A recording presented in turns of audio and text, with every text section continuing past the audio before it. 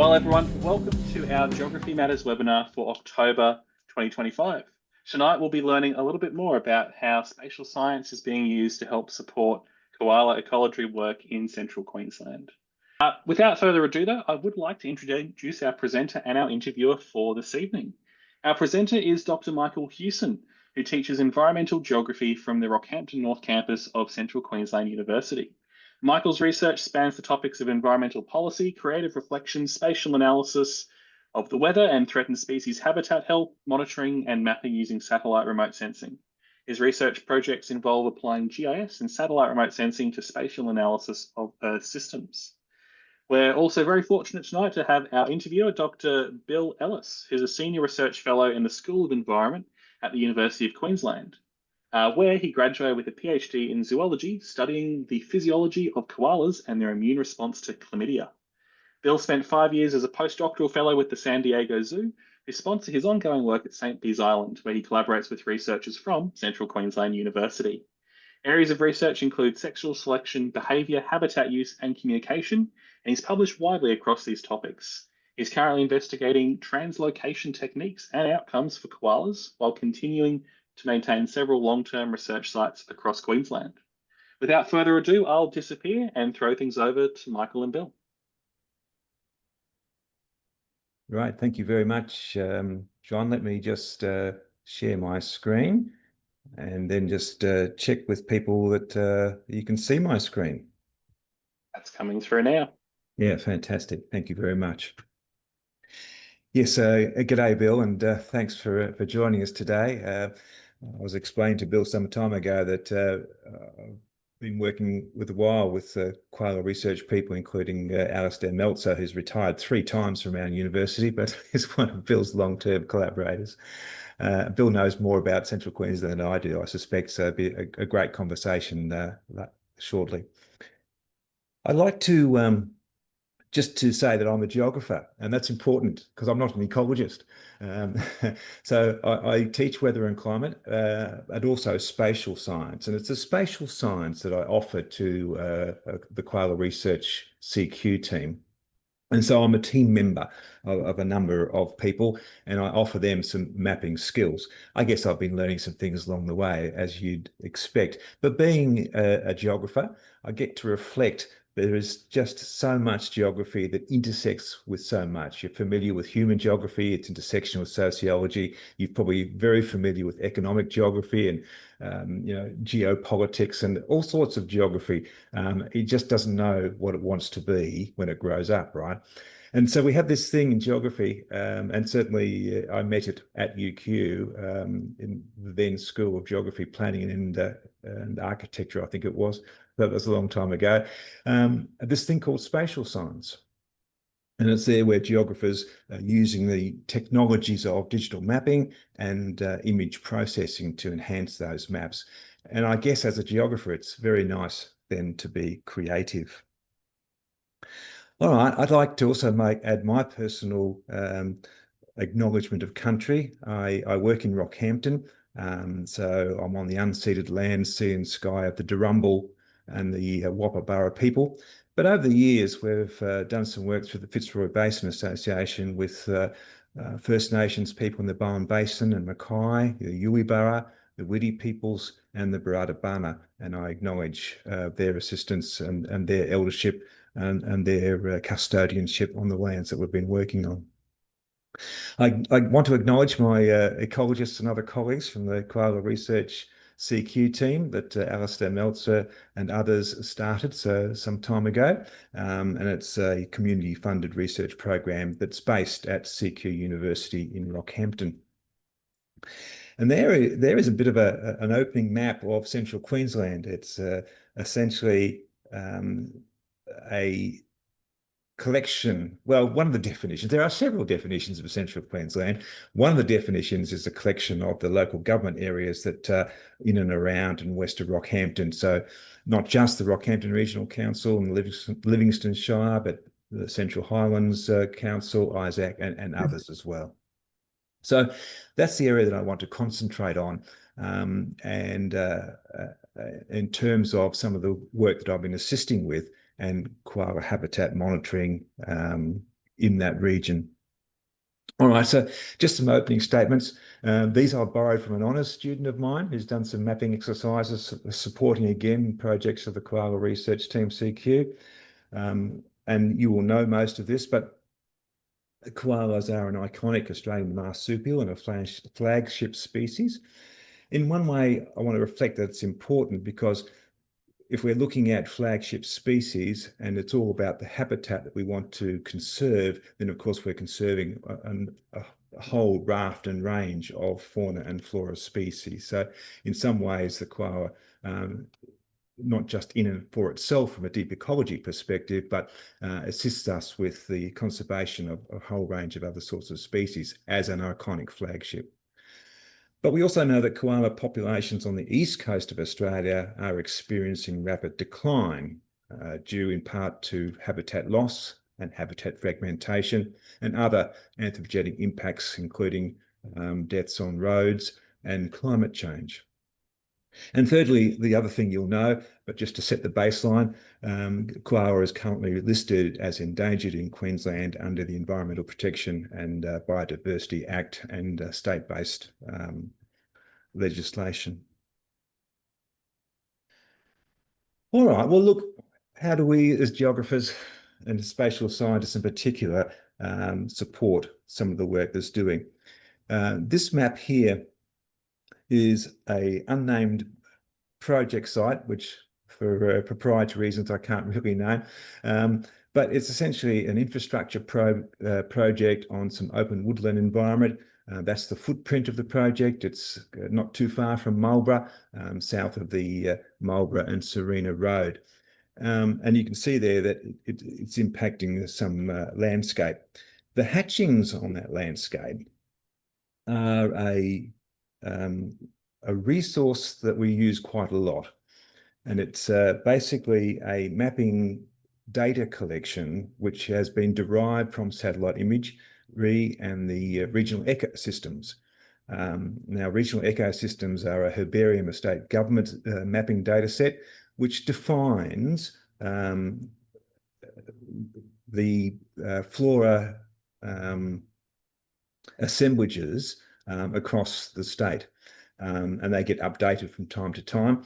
And I'll show you a screen shortly about some nomenclature, which will help explain it a bit more. But this particular koala habitat data set, which is derived from that, essentially is making some determinations on the koala habitat quality. And that table there, which I don't expect you to really read, is basically how Rangi and colleagues are determining from various data sets the classification of the habitat quality. So those polygons are overlaid in that map, and I've got the infrastructure on top, and you can very clearly then see to what extent projects and infrastructure then carve into or overlay various quality koala habitat quality classifications. And so just to drill down in that a little bit, here's a zoom in, and you see that the horizontal lines are a high quality koala habitat. The more vertical browner lines are a moderate habitat. And of course, through the skills of a mapping scientist and through the technology called Geographic Information Systems, or GIS as it's often known for short, we can come up with a range of statistics. And all this sort of work is often done by consultants and other geographers and ecologists working for companies that do environmental impact statements and that sort of work. But you can see there from that table that we can determine the percentage of an area and calculate what type of quality is being impacted upon by any particular or given project. So that's just how we can use mapping to support the work of ecologists, particularly if they're working for development projects to get an understanding on what those development projects are impacting in the environment. Essentially, the GIS here is giving us some numbers. So just to take that step a little bit further, this slide, which we probably can't read all that well, on the right-hand side is a portion from that other projects map where we can show exactly what regional ecosystems and what flora makeup has been impacted upon, that is the species of flora, and what sort of biodiversity status that the herbarium and other government departments have reckoned that is the case. And then on the left-hand side is simply we can then make some numbers, and we can then drill down further and determine to what sort of flora assemblages are being affected by project type, and what quality of koala habitat that is, how much area, how much of a project footprint, and just simply do some simple mathematics in the background. So they're the sort of things that geographers can do in support of ecologists that are looking at the impacts of infrastructure projects as just one example. We continue to use, for the koala research team, one of my roles is to basically help them out in the field. So this map on the left-hand side is looks like a traditional map, doesn't it? That's because it's got the contours, the height contours, every 10 meters. Sorry, in this case, every 25 meters, with overlaid over a satellite imagery. We can see some roads there. There's the project infrastructure in yellow, and that sort of pinky type line is just an area that I've determined would be good to run a transect. By a transect, I mean where ecologists do some ground truthing, and in this case, some koala population surveys. So I've placed that line where it's close to a road, it's flat terrain. We don't want to do too much walking up and down hills. There's plenty of hills in that sort of terrain, I can tell you. And if you combine a steep slope with a bunch of weed species in an open woodland forest, you can get a bit warm and a bit hard going. So there's a number of considerations that a geographer can assist with the ecologists to make their life just a little bit easier. Typically, and I guess Bill will riff off this later on, but ecologists have various methods of doing their ground truthing or field work. For our team, it'll often be, depending on how many people are involved, they'll line abreast, 10 meters apart. If the visibility is not so good, if there's plenty of weed species, maybe 20 or 30 meters apart. If the open woodland is quite open, and we'll just move line abreast. We'll stop every few meters. We'll look at the trees. We'll do a 360 turn. And then we'll then look at the ground to move another few meters, because who knows how many snakes and various things are in the long grass. And we'll do that for sometimes half a kilometre, sometimes a kilometre, depending on what the terrain is all about. So one of my jobs is to actually navigate that, and I will download a map with my transects designed, throw them onto a web-enabled tool, which is basically a map, on an electronic version of the map, throw it onto an iPad, and then out in the field, where these days we have so many GPS satellites that we have quite good accuracy out in the field. And aside from running out of batteries, we can basically walk that transect fairly accurately and then bring the data home. Some people are better koala spotters than I. I'm not particularly good, I have to say, but there's a couple of people in central Queensland that are honest students of ours that are particularly good at this, and they join us most often. So yeah, I also want to just talk a bit about one of the key. We have another number of projects on the go, but one of the important ones that we do is contributing, as Bill does as well, with some of his projects, to the National Koala Monitoring Program. It's a project that's been in its third year. It's a program run by the CSIRO on behalf of the federal government. And they basically have a remit to do koala population surveys across the nation, or at least in the koala areas on the Eastern Australia. And the number of other groups, ours included, contribute to that. They have a definition of what surveys could be. Our sites there on that map, we have 6 sites. They're what we call a tier 1 site. That is to say, under their CSRA definition, there needs to be a number of different techniques that we're monitoring the koala population or monitoring the habitat.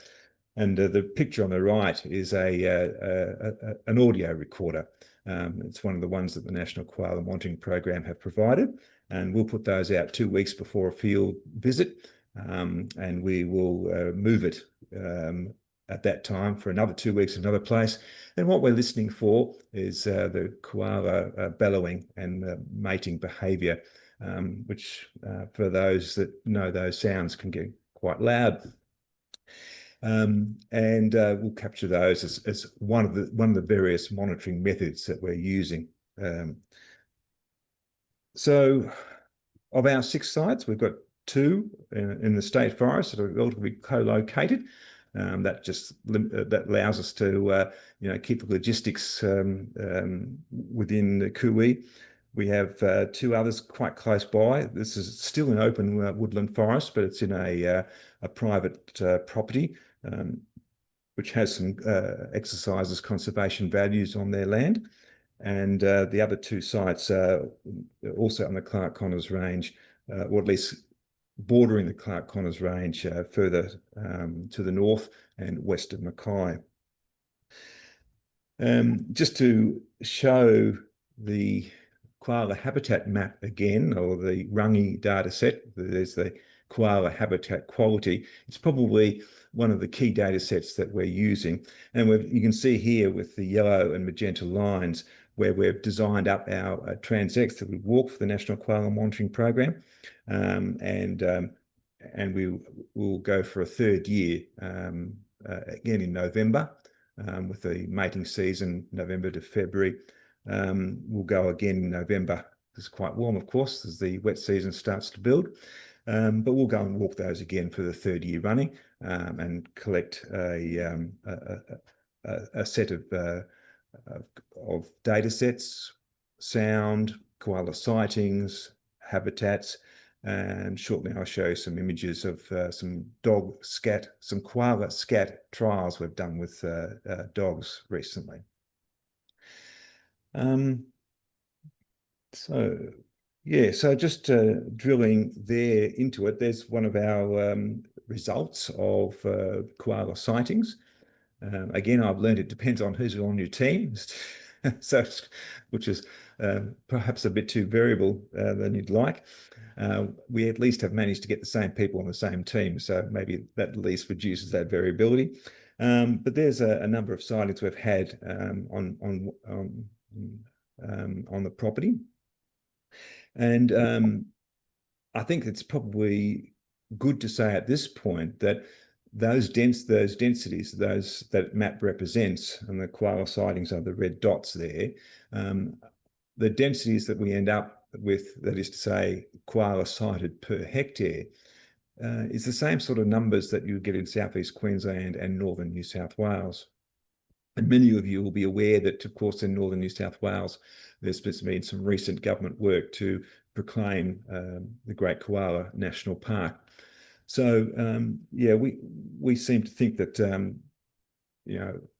the understanding that koala densities are as similar in central Queensland is quite an important aspect to remember. So this map is just in similar sites where we did run last year. We ran a trials of the koala scat dog team. They were out looking for scats as we were doing our particular walking transects, and they were collecting. One of the methods that we do have is to collect scats for some DNA and for some other health analysis, which of course is done in the laboratory. So that's why we're allowed to be a tier 1 site, because we have a number of techniques that are being exercised. So last year we found that these particular dogs were having a hard time for 2 reasons. One, the heat, and secondly, just the quite scrappy weed species that are in this open woodland. And we'll continue that trial this year. We're going to run a different technique, run the dogs earlier in the day, and some more targeted sort of surveys rather than just accompanying people on their Lyme transects.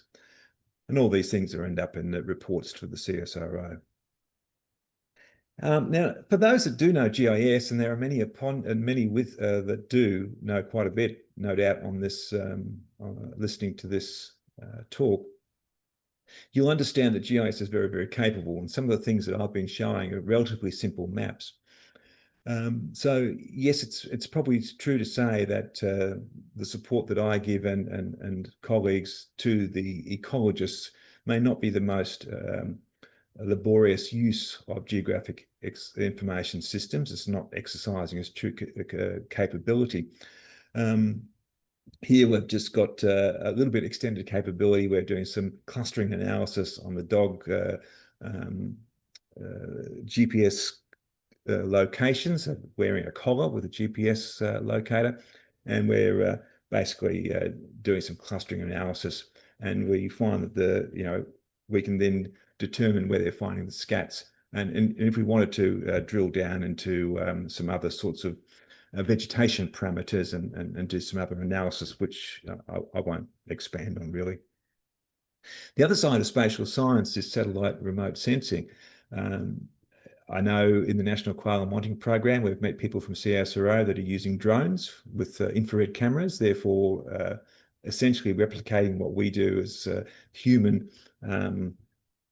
koala counters. You're doing the same thing with drones, but they need to do it at night using the infrared cameras. And we ran a trial where we went out in the day and they went out at night, and yeah, numbers were even. So that's a technology that will clearly continue to be used. There are some downsides to it, not least of which is cost and the skills that are required.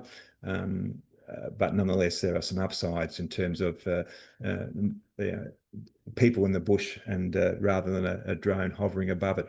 So that's certainly the future, I think, of where geography people will be supporting ecologists in the field. But yeah, satellite remote sensing is something that's the other end of spatial science. I just want to, I think for those of you that attended last week's geography forum, you would have heard from Earth Observation Australia, where they unpack some of the capabilities of satellites. This particular one I'm showing here is from the European Space Agency. It's Sentinel-2. The reason it's important to ecologists is its imagery is free of charge. And that's always a very good thing. Some of the downsides is that it's a 10-meter spatial resolution on the visible bands, but spatial scientists know how to use the other bands to, and I'll show you some images about some vegetation health proxies that are useful. So I just want with this slide to show that a satellite is often like a digital camera.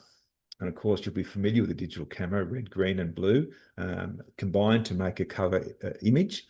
There are other bands into the near infrared and perhaps even to the thermal infrared, which allow us to take a picture, but now we're looking at heat signatures and light signatures beyond what the eye can see. And so that's the fundamental improvement or useful thing that the satellite can do for us. So here's the same sort of sites that we've been using for the National Koala Monitoring Program. Here is a map called Leaf Area Index. It's using the capability of combining those bands and using the thermal infrared and the infrared bands as ratios.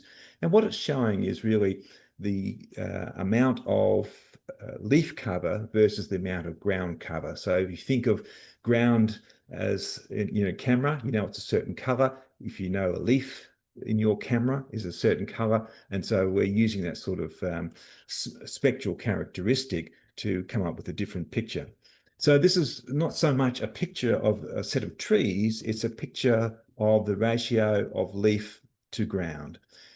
Now, if you look at that over a different time frame, then even though they're 10 meters pixels, that is to say picture element is 10 meters by 10 meters, which you'd think is quite coarse, but it allows you to take a picture of a wide scale, then you can get some sort of trend basis on how that vegetation health is trending. So clearly, and also obviously the seasonal impact of leaf condition. So if I then do a difference map, which is something else that a GIS is more than capable of doing, then we can see between those two dates that were about a year apart that the landscape is typically drying. And so some spatial scientists will take what they call a time series and do hundreds over a long period of time. This is just a difference map between two images a year apart. But it shows on this particular occasion that the landscape is drying. And then we compare that with population numbers that we get through our transects. We can make some determinations. So again, there's the spatial scientist, the geographer supporting the ecology team with some vegetation health trend mapping. And similarly, this series is equivalent water thickness. You'll probably be familiar with leaf water content. It's a parameter that biologists would use to measure vegetation health by using a different ratio of satellite bands, ones that absorb or reflect water content at different rates. That difference tells us an approximate or a proxy value for that leaf water content called equivalent water thickness. And again, if you take it at a time series or at some time apart, you can get a difference. And in this case, the landscape is clearly drying, although there are some areas that are becoming wetter. And we know that grass responds to rainfall quicker often than some other sorts of flora species. But there are just ways by which the geographer or the spatial scientist can assist the ecologist in their work. I wanted just to talk about some other work that we've been doing for a not-for-profit organisation. For this particular organisation, we were looking at the history of land use change in the Bowen Basin with respect to koala habitat. And we learned that in pre-1788 from a Geosciences Australia dataset, we learned that the Bowen Basin was probably 95% koala habitat. And then over time, as at 2020, using a number of other sorts of data sets, we've used the GIS to basically show us the remaining koala habitat with respect to agricultural areas, with respect to extractive industry leases, with respect to urban environments. And what we've learned through that mapping exercise, relatively simple again, in the use of geographic information systems, is that we've only had some 14% left of better value. By that I mean a very high or high ranked koala habitat left in the Bowen Basin. So there are some statistics and some numbers which are quantifications of koala habitat and the status within just one region, in this case the Bowen Basin. We've also done some work by taking some data from the Atlas of Living Australia and simply mapping koala mortality on the Peak Downs Highway. Of course, not every koala mortality on that highway is probably being picked up by somebody who would record it as a citizen scientist and have it recorded in that data set. But nonetheless, there's some sobering statistics and numbers there that you can see on a map, and a map being a visual representation has a capacity to tell a strategic story, doesn't it? We've also done some koala monitoring, and this particular map is, again, results of people out on the red transects looking for koalas and recording where their location is on each individual day for about 5 days. Those koalas and the different colours are individuals that are named. In case you wanted to have a koala named after you, talk to one of our members and they'll go out and name them. So one of our honours students has a skill in being able to recognise koalas with camera pictures. And so here is a map that assists that work, and it indicates over a 5-day period where koalas have been moving. I would have used some GPS tracking, and I know Bill is doing quite a bit of this, but sadly, the data that we've got, we can't use for some, how shall we put it, political problems that we have experienced.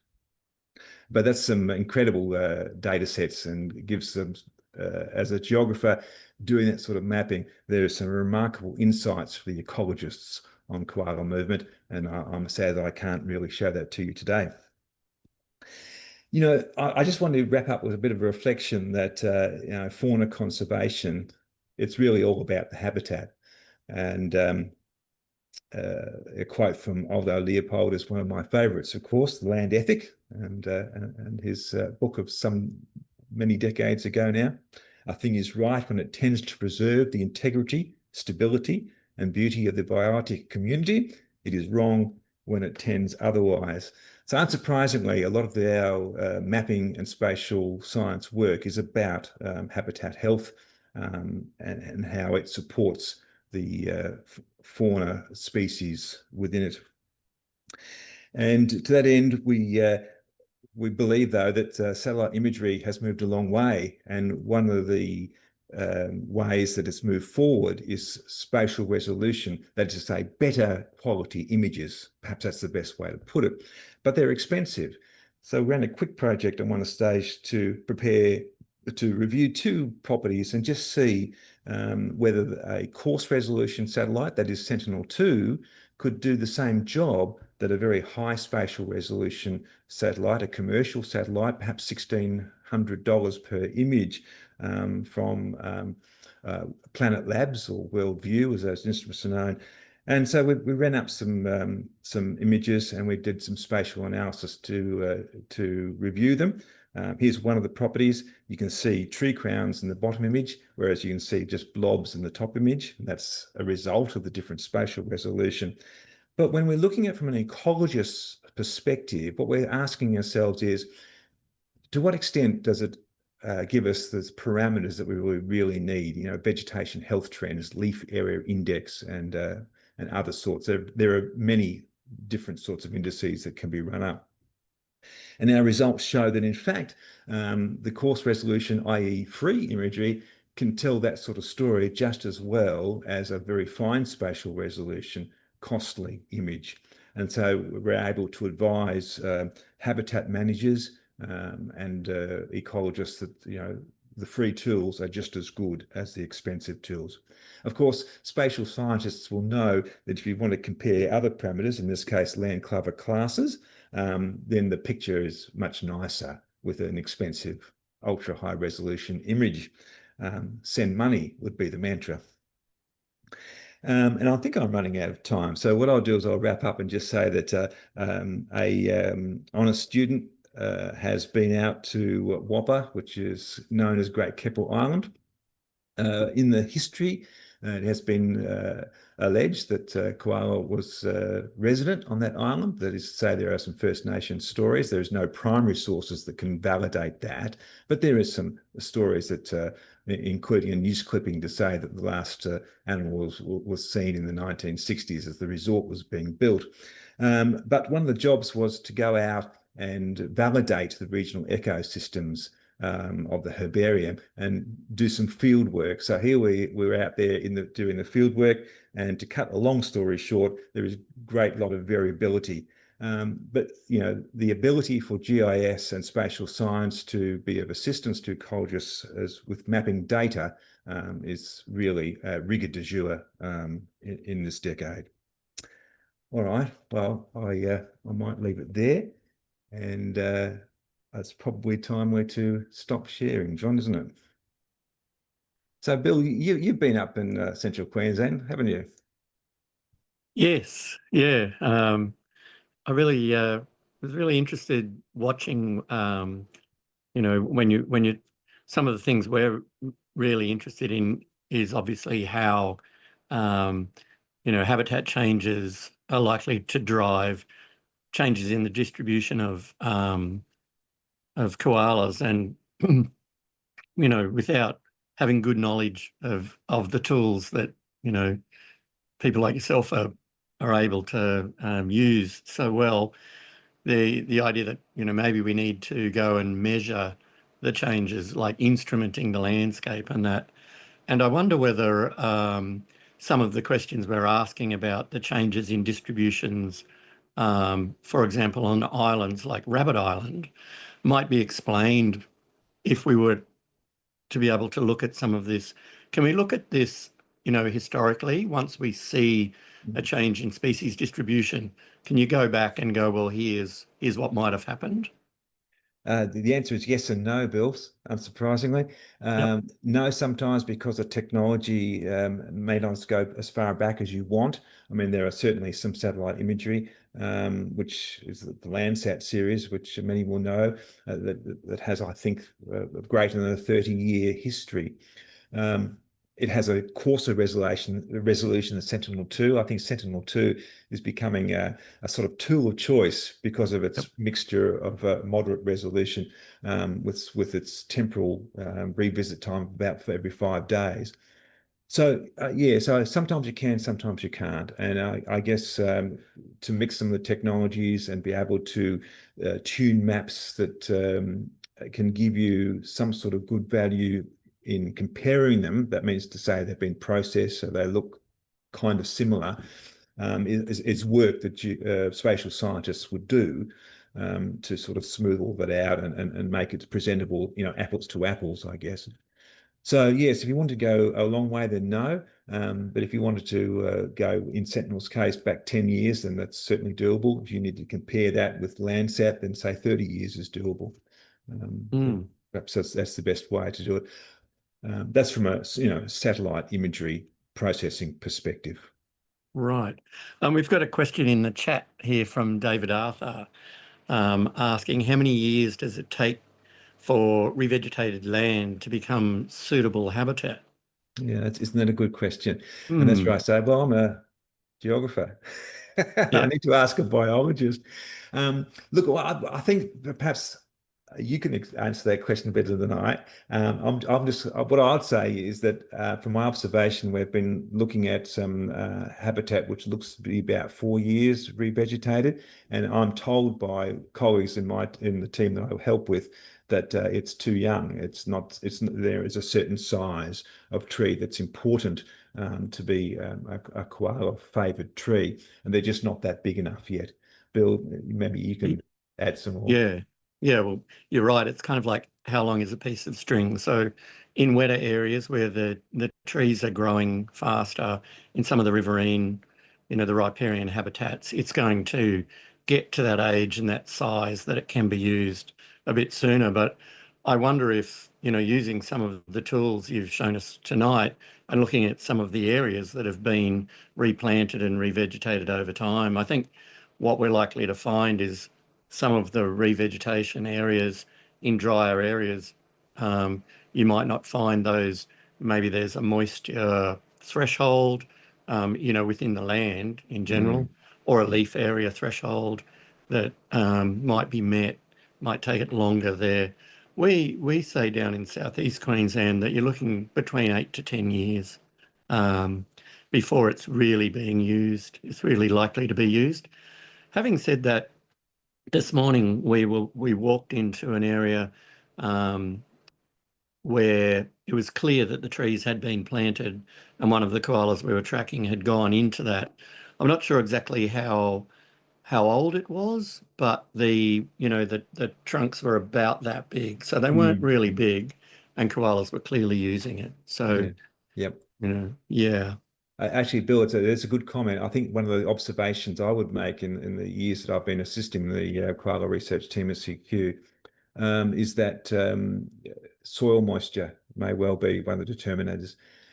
Sadly, some of the remote sensing data sets we have for soil moisture are relatively coarse. I think there's been some great work to do to downscale some of that satellite imagery, whether it's a radar type imagery, and find ways to downscale it. I remember Alistair saying that in some places, particularly on the islands, where the geology is allowing water to remain in certain areas rather than draining away, seem to be key as well, isn't it? So, Yeah. I think there is certainly a lot of work that could be done in terms of one of the correlates for where are the favoured areas must include, I think, soil moisture impacts leaf water content and so on. Yeah, well, and I think, leading on directly from that, I think we've got someone who might be a bit of an expert in this area asking a question. We've got Delma wanting to Hello, know. Delma Clifton. I don't know that that's who it is, but there is a Delma asking a question about moisture content. And I know that one of her interests is being able to, really get a direct measure of leaf moisture, because that's going to be a really critical factor for survival of koalas. So the measures that you're getting, the question that Delma is asking is the measures that we're getting from the satellites. How is that ground truth? Yes, well, we have done, and if it is the same, Delma, hello, Delma.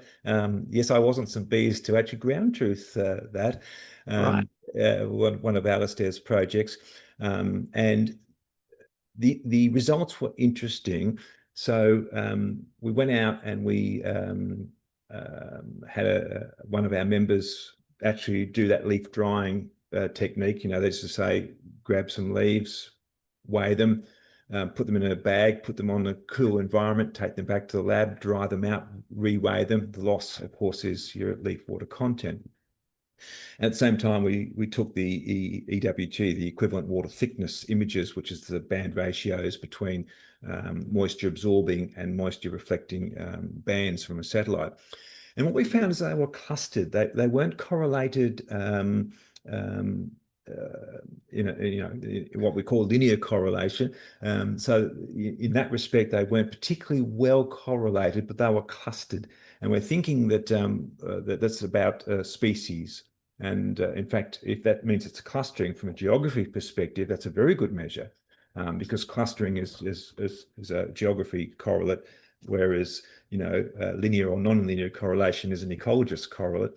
So clustering is probably a good thing. We need to do some more work on that to see if it is truly species based, and unpack that a bit more.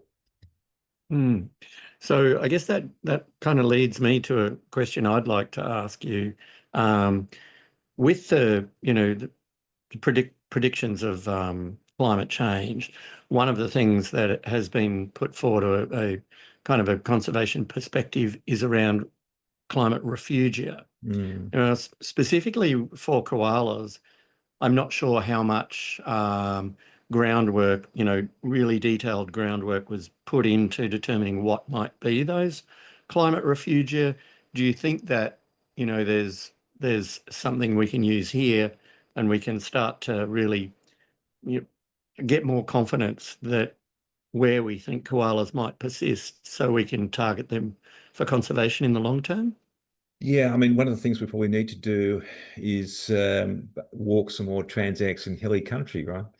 I mean, the fact that I've made the claim that the densities of koala habitat in and around the Clarke-Connors Range is similar to southeast Queensland was to consider that aspect, but those densities are on relatively flat land. They're not actually in the ranges themselves. They're within the sort of boundaries and close to them. In fact, one of the sites for the National Koala Monitoring Program is in hilly terrain, and deliberately so chosen, and we have no koalas there, despite the fact that the regional ecosystems is essentially the same. A lot of ironbark territory, which seems to be very important in central Queensland, more so than the blue gum and other sorts of territories in other places.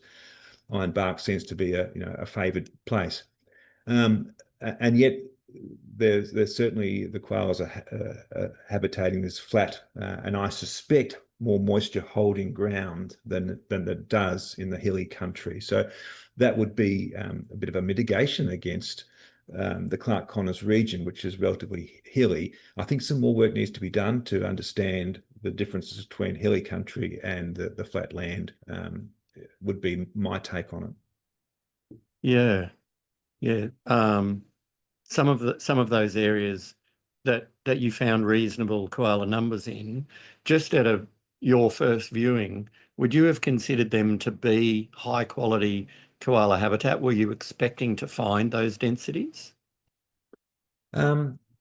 Yes, again, this is the difference between a geographer and an ecologist. I like your view, Bill, but I think it was probably a little bit of a surprise, maybe. Mm. Would that resonate with your view?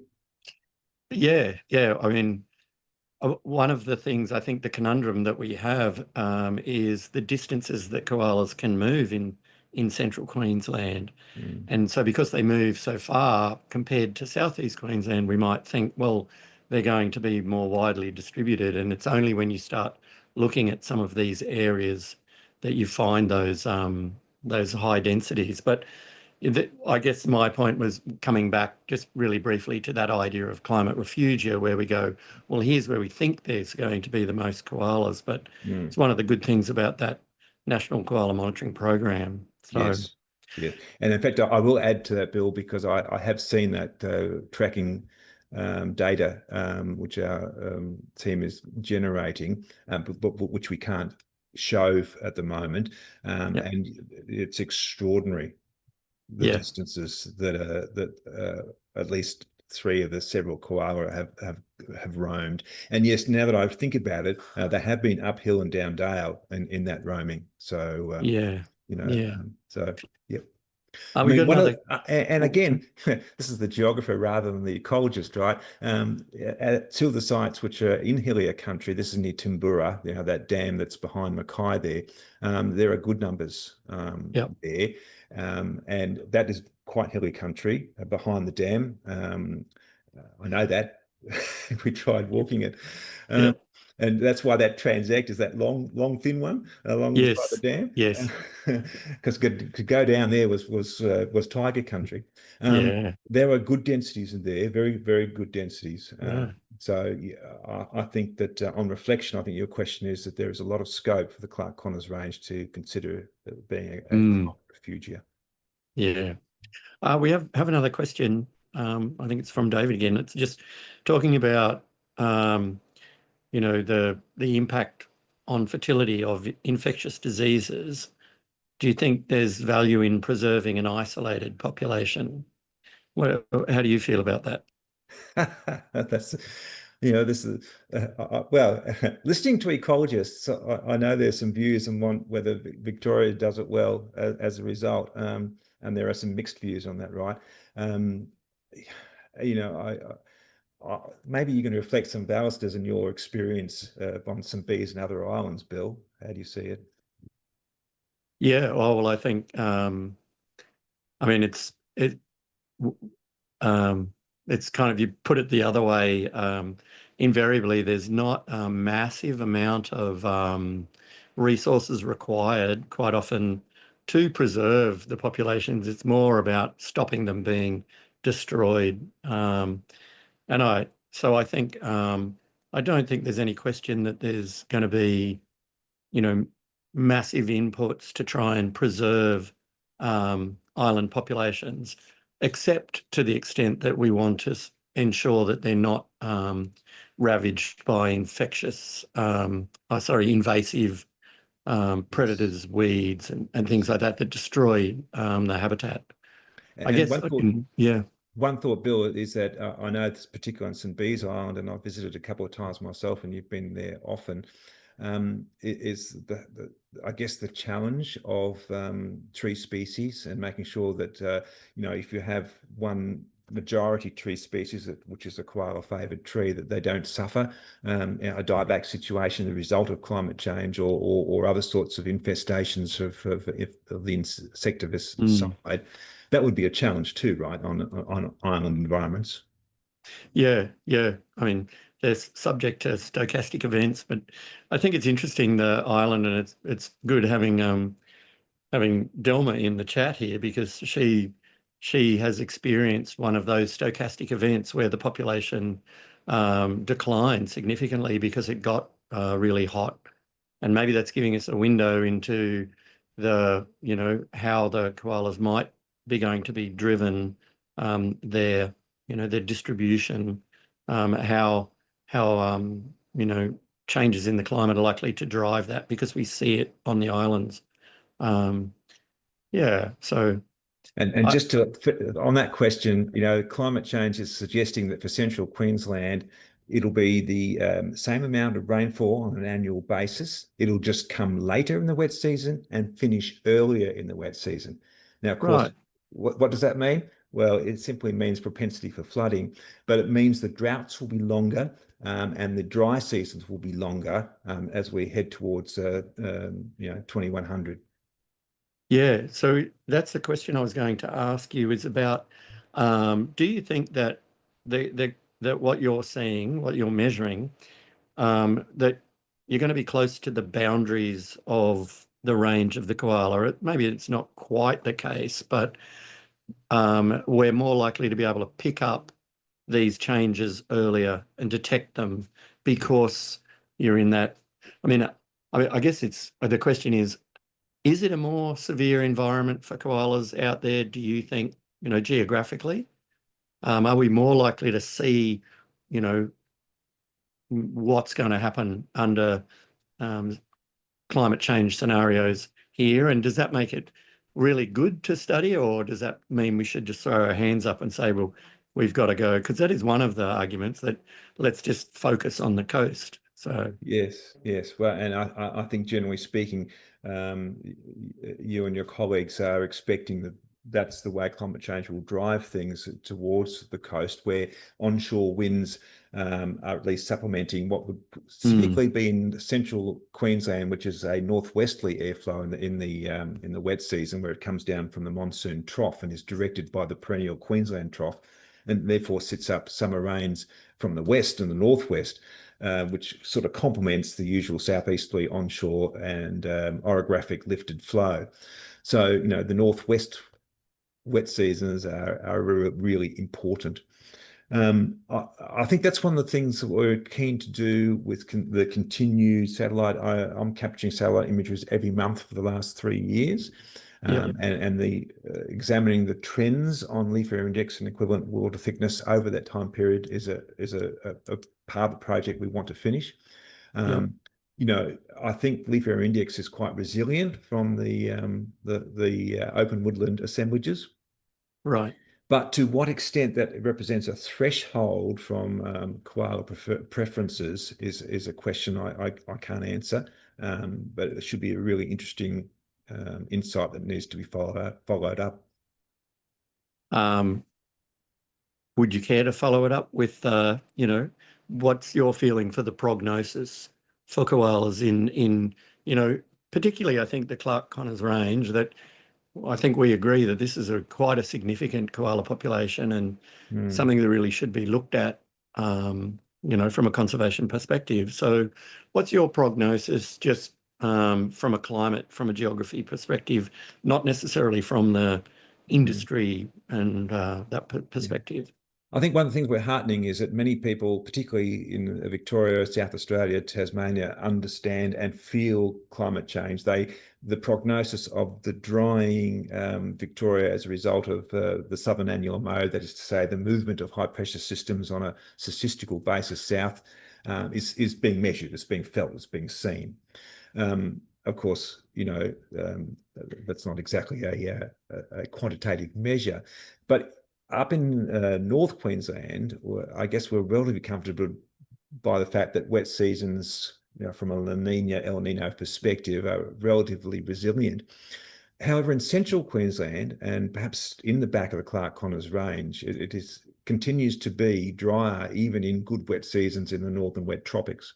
So that's something that we've got an eye on, or at least we think we should have an eye on. In discussions with the Bureau of Meteorology, they're thinking that some upper atmospheric changes that are responsible for central Queensland missing out on wet seasons, whereas the northern tropics are not missing out in recent years. whether that's cyclical or evidence of a trend needs to be further developed. So in general, I think there's some work that really needs to do to support some of the conservation aims. But, I think that I'm reminded of the Montreal Protocol Treaty. You remember, Dave, when we were really worried about CFCs and so on? And the world acted and said, okay, well, with the Montreal Treaty, we can get rid of CFCs, we'll change our refrigerators, we'll change our sprays, and we'll get the job done. That sort of thing was done before the science was actually in. And I'm thinking that making the Clarke-Connors Range a conservation area is really important until while that sort of work of observing what's happening in the weather system continues to happen. I think it's you can't sort of hedge your bets really at this point in time. There is a significant population whereas in other areas that population is under very much threat from defragmentation. And your work and others around, we know what size habitat is required to sustain populations. All that's known through the work that you folks have been doing for decades. So there's a bunch of stuff in the Clarke-Connors Range is of a suitable size and all those things. And I think it's some decisions need to really be made in advance of some of the other work. Yeah. Another thing, you touched on the use of drones. Something, we're really fortunate in Southeast Queensland is that we can access some relatively high resolution and quite frequent aerial imagery. Yes. But that's not really readily available outside of Southeast Queensland. Are we going to get to a point where there's sort of, the satellite imagery is going to be frequent enough of a high enough resolution and cheap enough that, people, just common interest groups will be able to access it and use it a little bit more?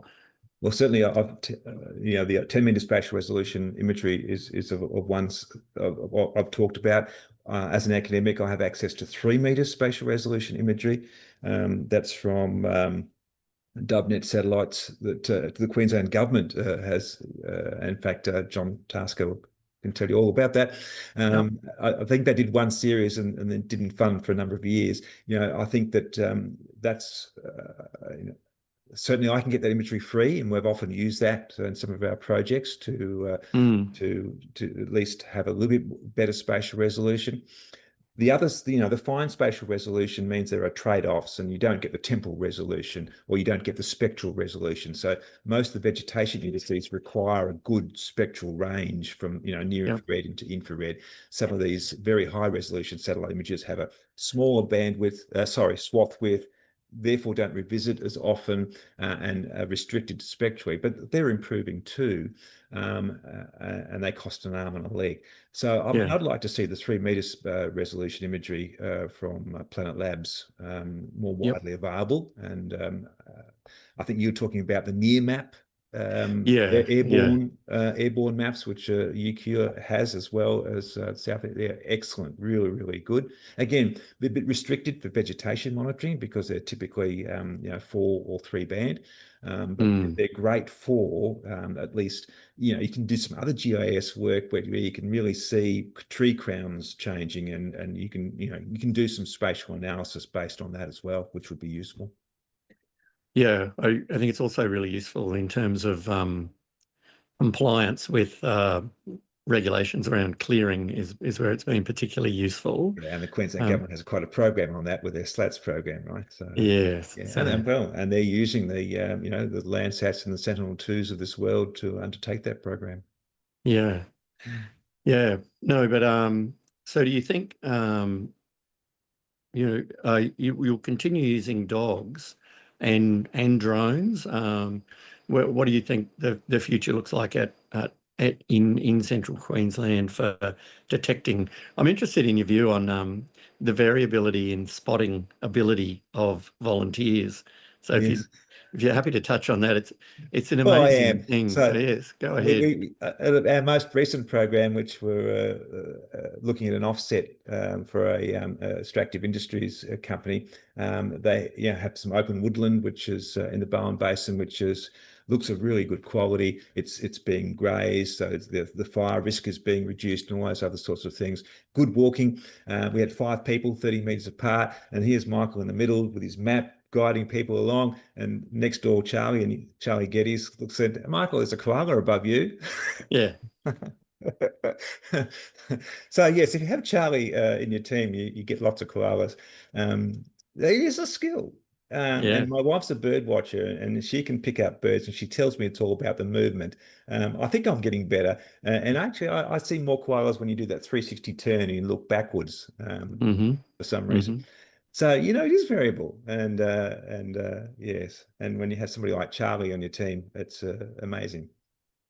Yeah, I wonder if it also depends the landscape that you're working in, the open woodlands largely, where you can look through the canopy. And I guess people who are doing it all the time, they just get used to it. And you get some people, we've got one of the guys that we work with is just tremendous at spotting koalas, and he spots them first all the time. So Yes, exactly. Yes, yeah. yes.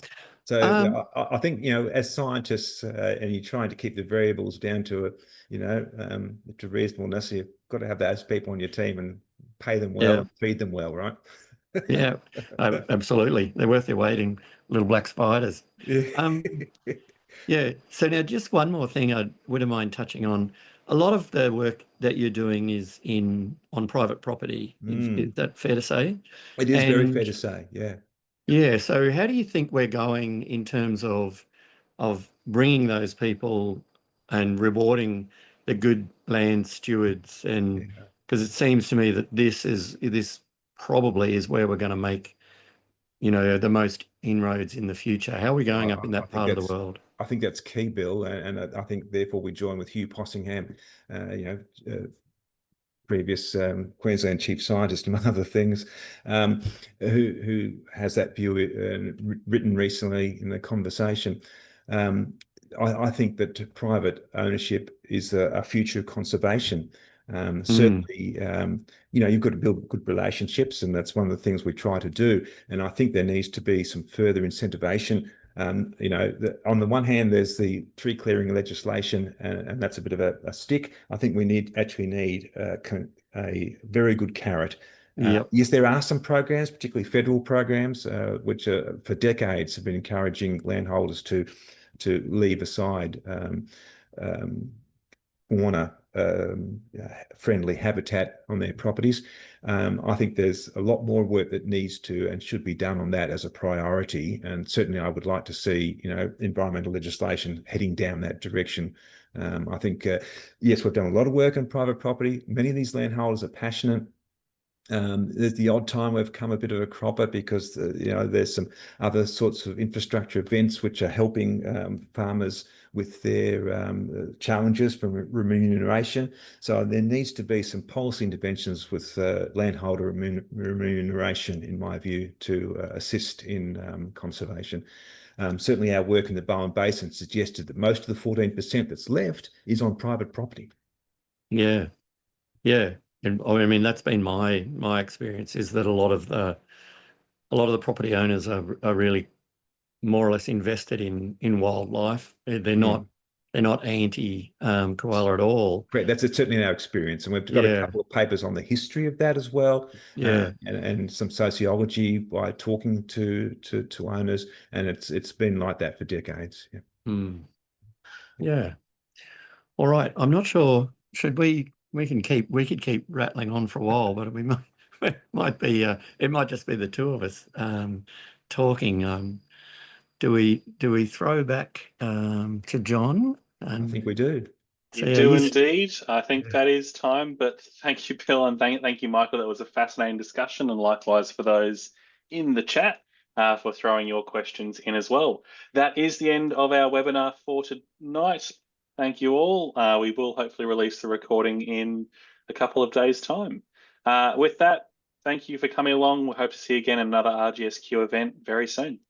Yeah, great. Thanks very much, Bill. Good to talk to you. Yeah, good to talk to you, Michael. I'll Cheers. be talking to Alistair 2 weekends. Oh, good. All right.